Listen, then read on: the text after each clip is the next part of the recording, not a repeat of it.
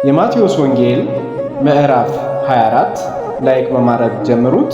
ጌታችን ኢየሱስ ከቤተ መቅደስ ወጥቶ ሄደ። ደቀ መዛሙርቱም ወደ እሱ ቀርበው የቤተ መቅደሱን የሕንፃ አሰራር አሳዩት። ጌታችን ኢየሱስ መልሶ እንዲህ አላቸው፣ ይህ ሁሉ ታያላችሁ። እውነት እላችኋለሁ ድንጋይ በድንጋይ ላይ ሳይፈርስ በዚህ አይቀርም።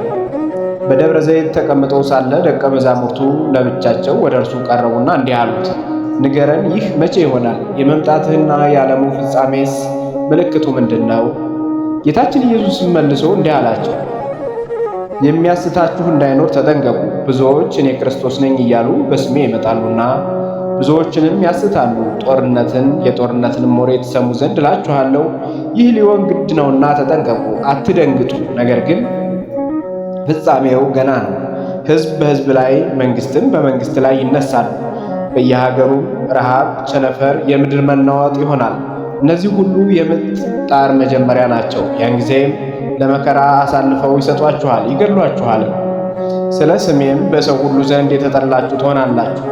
ያን ጊዜም ብዙዎች ሃይማኖታቸውን ይለውጣሉ፣ እርስ በርሳቸውም አሳልፈው ይሰጣጣሉ፣ እርስ በርሳቸውም ይጣላሉ።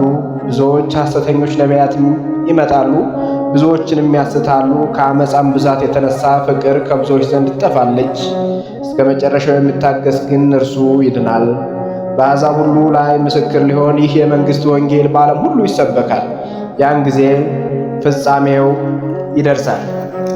እንግዲህ በነቢዩ በዳንኤል የተባለው የመፍረሱን የርኩሰት ምልክት በተቀደሰው ቦታ ቆሞ ባያችሁ ጊዜ አንባቢው ያስተውል።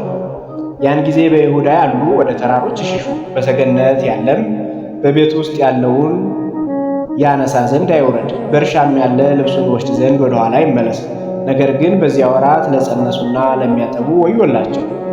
ነገር ግን ሽሽታችሁ በክረምት ወይም በሰንበት እንዳይሆን ጸልዩ። ያን ጊዜ ዓለም ከተፈጠረ ጀምሮ እስከ ዛሬ ያልተደረገ ከእንግዲህም ወዲያ የማይደረግ ታላቅ መከራ ይሆናል።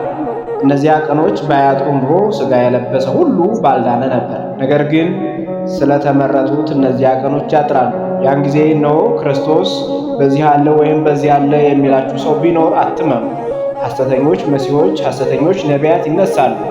ቢቻላችሁስ የተመረጡትን እንኳን ለማሳት ታላላቅ ተአምራትንና ድንቅን ሥራ ይሠራሉ። እነሆ አስቀድሜ ነገረዋችሁ። እነሆ በምድረ በዳ አለ ቢሏችሁ አትውጡ። እነሆ በቤት ውስጥ ነው ቢሏችሁም አትመኑ። መብረቅ ከምሥራቅ እንደሚመጣ እስከ ምዕራብም እንደሚታይ የሰው ልጅ መምጣት እንዲህ ይሆናል። ገድላ ባለበት አሞሮች በዚያ ይሰበሰባሉ።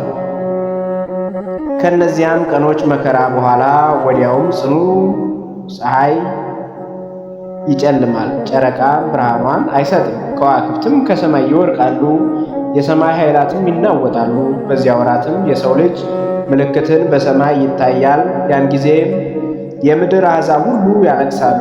የሰው ልጅንም በኃይልና በብዙ ክብር በሰማይ ደመና ሲመጣ ያዩታል። መላእክቱንም ከታላቅ የመለከት ድምፅ ጋር ይልካቸዋል። የተመረጡትን ከሰማይ ዳርቻ እስከ ሰማይ ዳርቻ ከአራቱም ማዕዘን ይሰበስባቸዋል። ምሳሌውንም ከበለስ ወቁ። ጫፏ የለሰለሰ ቅጠሏም የለመለመ እንደሆነ እነሆ መከር እንደደረሰ ታውቃላችሁ። እንዲሁ እናንተ ይህን ሁሉ ባያችሁ ጊዜ እንደቀረበና በደጃፋችሁ እንዳለ ወቁ። እውነት እላችኋለሁ ይህ ሁሉ እስኪደረስ ድረስ ይቺ ትውልድ አታልፍም። ሰማይና ምድር ያልፋሉ፣ ቃሌ ግን አያልፍም። ስለዚያች ቀን ስለዚያች ሰዓት ግን ከአብ ብቻ በቀር የሰማይ መላእክት ቢሆንም ወልድም ቢሆን የሚያውቃት የለም። በኖኅ ዘመንም እንደሆነው የሰው ልጅ አመጣጡ እንዲሁ ይሆናል። ያን ጊዜ ከጥፋት ውሃ በፊት ኖኅ ወደ መርከብ እስከገባበት ቀን ድረስ ሲበሉና ሲጠጡ ሲያገቡና ሲጋቡ እንደነበሩ የጥፋት ውሃ መጥቶ ሁሉን እስኪያጠፋቸው ጊዜ ድረስ እንዳላወቁ የሰው ልጅ አመጣጡ እንዲህ ይሆናል። ያን ጊዜም ሁለት ሰዎች በአንድ እርሻ ላይ ይኖራሉ። አንዱን ይወስዳሉ፣ ሁለተኛውን ይተዋሉ። ሁለት ሴቶች በአንድ ወፍጮ ይፈጫሉ፣ አንዲቱን ይወስዳሉ፣ ሁለተኛይቱንም ይተዋሉ። ሁለት ሰዎች በአንድ አልጋ ይተኛሉ፣ አንዱን ይወስዳሉ፣ ሁለተኛውንም ይተዋሉ። እንግዲህ ትጉ፣ ጌታችሁ በምን ሰዓት እንደሚመጣ አታውቁምና። ነገር ግን ይህን እወቁ፣ ባለቤት ሌባ የሚመጣበትን ሰዓት ቢያውቅ ተግቶ በጠበቀ ነበር።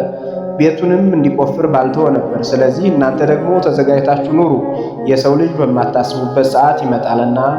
እንግዲህ ምግባቸውን በየጊዜው ይሰጣቸው ዘንድ ጌታው በቤተሰቦቹ ላይ የሚሾመውን ታማኝ ብልህ አገልጋይ ማን ነው?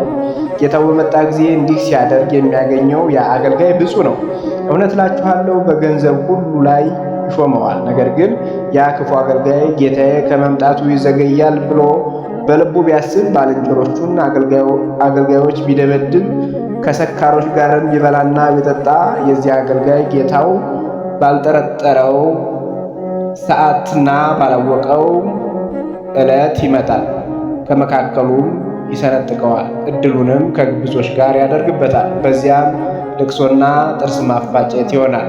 የዛሬው ክፍል በዚህ ተጠናቋል። በቀጣይ ክፍል እስከምንገናኝ ድረስ ቸር ቆዩልኝ። ቸር ሰንብቱ።